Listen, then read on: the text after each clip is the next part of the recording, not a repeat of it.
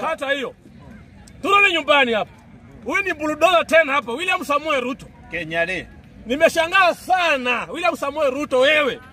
Ati unasema kitambulisho kutoka leo ni bure, ni free. Ati kitambulisho ya Kenya kama ni kijana najiandikisha, hakuna hada za 300 tena. Ati kitambulisho tena ukireplace kama imepotea, hakuna hada za 1050 tena. Nataka kuambia William Samoei Ruto, waje kuona sisi ni kama tunachukua ficha zetu na makamasi. Hakuna siku kitambulisho cha Kenya, kitambulisho cha kitaifa, kishaikuwa na hada yoyote isipokuwa utawala wa William Samoei Ruto. You can't create a problem, then you pretend to solve the same problem. You cannot. So William Samoei Ruto, hiyo matabushi kusema leo ati kitambulisho ni free, hata kubadilisha kureplace ni free, si ati kuna score umepata, no scorecard there.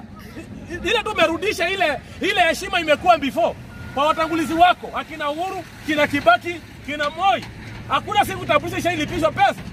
Kwa hivyo nakwambia William Samoei Ruto, if you thought that you are scoring on that in terms of political mileage, sahau hiyo. Hata hiyo tumekuwa tukigojea.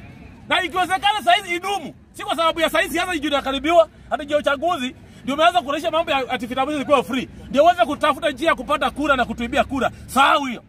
Na let me tell you William Samoei Ruto when one time. Stage yako ya kwanza itakuwa Sugoi. Na kama sio Sugoi, Shimo la Tewa. Kwa sababu kamiti tumesema siku hizi maambusu wanatoroka.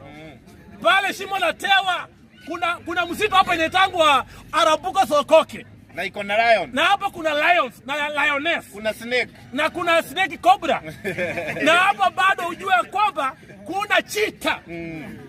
Na kuna hippopotamus hapo kwa Musimba Springs. Cheetah. Kwa hivyo ujue William Samoei Ruto, sisi tumekataa uongozi wa udhalimu.